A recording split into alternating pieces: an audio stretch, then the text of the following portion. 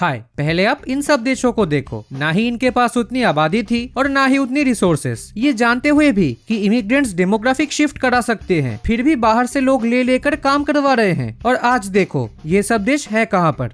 दूसरी तरफ आप ईरान को देखो, उभरती आबादी, बेशुमार नेचुरल रिसोर्सेस। सिर्फ यही नहीं, कल्चरली भी one of the most ancient and influential country. मतलब इतना पोटेंशियल कि 1-2 दशक के अंदर ही ये सबको पछाड़ के बहुत आगे जा सकता है। बट इस सब के बावजूद भी आज देखो ईरान है कहाँ पर। अब ईरान के जगह अगर कोई और देश होता तो मैं ये वीडियो नहीं बनाता। बना इसलिए रहा हूँ क्योंकि खुद के पैर पे कुल्हाड़ी मारना कोई इससे सीखे। इसके काम को देखकर लगता तो नहीं है कि ये खाली रीजनल पावर पे रुकने वाले हैं। मतलब बनना भी है भाई साहब को सुपर पावर। लेकिन कैसे बनोगे सुपर पावर? तो आज हम बात करेंगे कि किन किन फैक्टर्स के कारण इतना पोटेंशियल होने के बावजूद भी आज ये एक स्ट्रगलिंग नेशन बन चुका है। तो चलिए वीडियो को शुरू करते हैं। साल 1979 के इस्लामिक रेवोल्यूशन के बाद ईरान के अंदर एक थियोक्रेटिक, ऑथोरिटेरियन और डेमोक्रेटिक रेजिम का एक खिचड़ी जैसा मिक्स्ड पॉलिटिकल सिस्टम क्रिएट किया गया था, जहां पर सुप्रीम लीडर और गार्जियन काउंसिल थियोक्रेसी का पार्ट है, जबकि प्रेसिडेंट, पार्लियामेंट और असेंबली ऑफ एक्सपर्ट्स डेमोक्रेसी का पार्ट है। अब प्रॉब्लम यह है कि यहाँ पर ऑटोक्रेसी डेमोक्रेसी को हेविली डोमिनेट करते हैं। गार्जियन काउंसिल में होते हैं टोटल 12 मेंबर्स, जिसमें से 6 को डायरेक्ट सुप्रीम लीडर्स अपॉइंट करते हैं और बाकी 6 मेंबर्स को पार्लियामेंट नॉमिनेट करते हैं। प्रेसिडेंट और पार्लियामेंट इलेक्शन का टेन्योर होता है 4 साल। इसे चुनने का पावर जनता के हाथ में होता है। असेंबली ऑफ एक्सपर्ट्स का टेन्योर होता है 8 साल। इसको भी चुनने का पावर जनता के हाथ में होता है। But here is a catch, सभी पार्लियामेंट्री मेंबर्स को सुप्रीम लीडर के प्रति लॉयल रहना पड़ता है। और तो और असेंबली ऑफ एक्सपर्ट्स और प्रेसिडेंशियल इलेक्शन में कौन कौन भाग लेगा ये सब कुछ गार्जियन काउंसिल डिसाइड करते हैं। हाँ, सुप्रीम लीडर का खुद का भी एक सेपरेट काउंसिल है जो उनके एडवाइजरी बॉडी के रूप में काम करता है। पावर डिस्ट्रीब्यूशन की बात करें तो military, judiciary, foreign policy, media, मस्जिद, मॉडल पुलिस, बुनियाद, ये सब कुछ का कंट्रोल सुप्रीम लीडर के हाथ में होता है। प्रेसिडेंट के पास कुछ गिने चुने ही पावर्स होते हैं। मतलब ये लोग पूरा खिलवाड़ करके रखा है पॉलिटिक्स के साथ। ईरान की इकोनॉमी उसके पॉलिटिक्स के तरह ही यूनिक है। 79 के revolution and then Iran Iraq war के दौरान ऑलमोस्ट सारे एसेट्स को नेशनलाइज कर दिया गया। इनमें से कुछ एसेट्स को पैरा गवर्नमेंटल ऑर्गेनाइजेशंस यानी बुनियाद्स में तब्दील कर दिया गया। बुनियाद्स दरअसल इस्लामिक प्रिंसिपल्स के बेसिस पर चलने वाले कुछ फाउंडेशंस होते हैं, जिसका काम है समाज के निचले स्तर के लोगों को जॉब प्रोवाइड करना। इन बुनियाद्स को गवर्नमेंट को कोई भी टैक्स देना नहीं पड़ता, उल्टा गवर्नमेंट ही इनको सब्सिडी प्रोवाइड करते हैं, चाहे वो घाटे में चल रहा हो या लाभ में।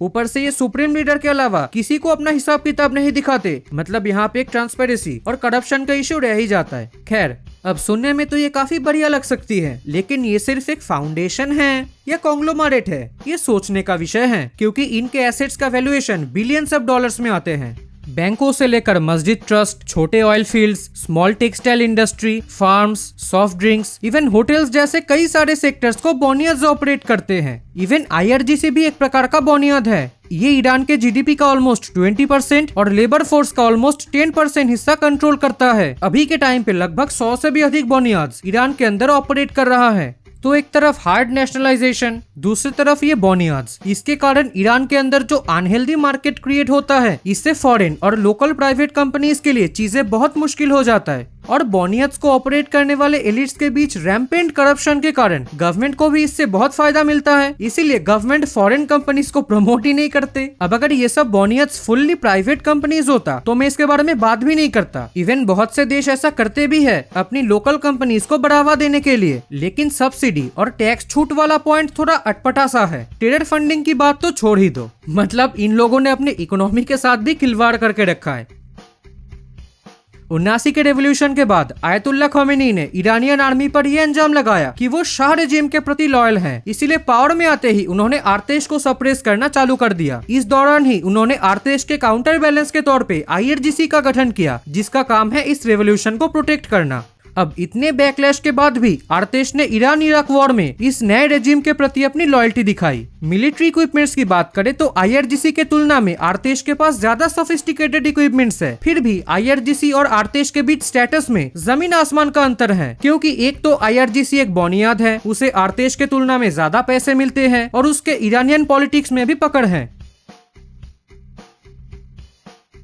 ईरानियन मिलिट्री केवल दिखने में ही बड़ा है, असल में ईरान पाकिस्तान के बराबर भी नहीं है। मतलब लिटरली ना ही इसके पास एडवांस फाइटर जेट्स है, ना ही इसके पास एडवांस वॉरशिप्स है, टैंक आर्टिलरी भी पुराने जमाने का है। हाँ, और कुछ कॉपीकैट प्रोडक्ट्स है। और रही बात डिफेंस बजट की, तो अमेरिका तो बहुत दूर की बात, ईरान की डिफेंस बजट इजराइल के बराबर भी नहीं है। ऊपर से इतने टफ सैंक्शंस, इसीलिए ईरान ड्रोन और मिसाइल पर हेवीली फोकस करते हैं। बिकॉज सरकार जानते हैं कि ईरान किसी के साथ 1-to-1 कॉम्बैट में नहीं जा सकता, बस खाली हैरेस करना है दुश्मन को। और देखा जाए ईरान की ये स्ट्रेटेजी बहुत हद तक ईरान के फेवर में ही काम करता है, because Iran is very very very hard to invade.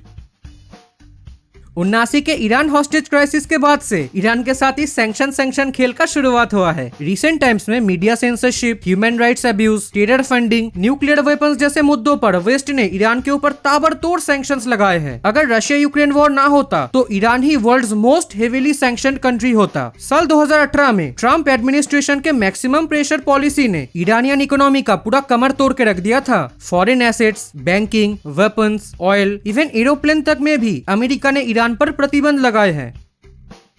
अभी कोरोना वायरस के समय पर एक नारा चला था कि ईरान पर से सैंक्शंस हटा दो। इवन अमेरिका ने ईरान के इंडिविजुअल्स पर भी प्रतिबंध लगाए हैं, इंक्लूडिंग सुप्रीम लीडर खोमेनी। दरअसल यूएस इकोनॉमी के मैसिव साइज और ग्लोबल फाइनेंशियल इंस्टीट्यूशंस पर अमेरिकन इन्फ्लुएंस के कारण अमेरिकन सैंक्शंस एक देश को पूरा क्रिपल डाउन करने का क्षमता रखता है। सैंक्शंस के कारण इकोनॉमी तो डिस्ट्रॉय होता ही है, ऊपर से वो कंट्री ग्लोबल टेक्नोलॉजी से भी कट ऑफ हो जाता है। ये चीज उस देश को ऑलमोस्ट एक दशक पीछे ढकेल देता है।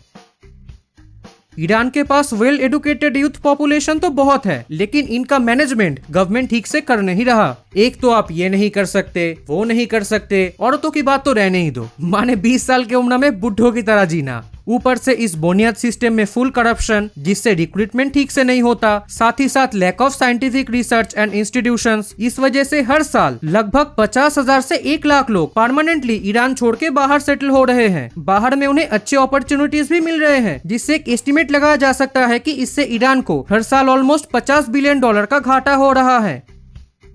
स्ट्रिक्ट शरिया कानून के बावजूद भी ईरान की rank per capita opium consumption में सबसे ऊपर है। ईरान के अंदर हर साल रिकॉर्ड अमाउंट में अफीम पकड़े जाते हैं। ये सारा अफीम अफगानिस्तान से सप्लाई होता है। बात करें रिहैब सेंटर्स की, तो वहाँ पे लोगों के साथ कैदी जैसा बर्ताव किया जाता है।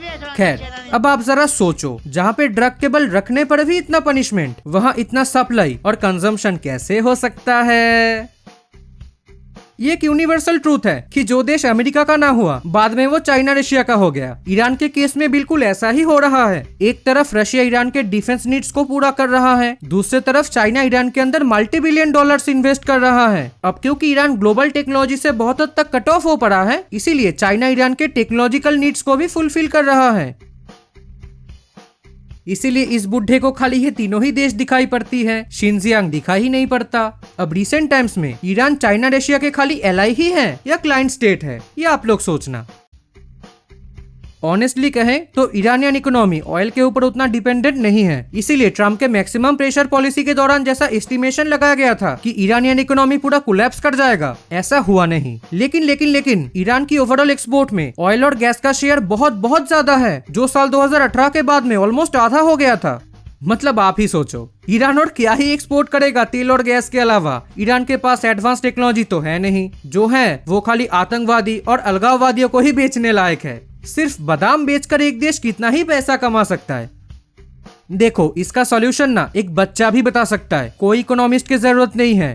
तेल के अलावा दूसरा कमाने का धंधा भी तैयार करो, डोमेस्टिक मार्केट के लिए नहीं, फॉरेन मार्केट के लिए, जैसा आप बादाम के केस में करते हो। फॉरेन इन्वेस्टर्स के लिए अच्छा एनवायरनमेंट क्रिएट करो। फॉरेन इन्वेस्टर्स माने खाली चाइना नहीं, सारे कंट्रीज के लिए। और लोगों पर से, खासकर महिलाओं पर से प्रेशर थोड़ा कम करो। और बाकी क्या ही बोले, टेरर फंडिंग तो ये दो लफंगे भी करते हैं, करो पर ध्यान से, कोई देख ना ले। तो ये थी आज का वीडियो। उम्मीद करता हूँ आप सबको ये वीडियो पसंद आएगी। Thanks for watching.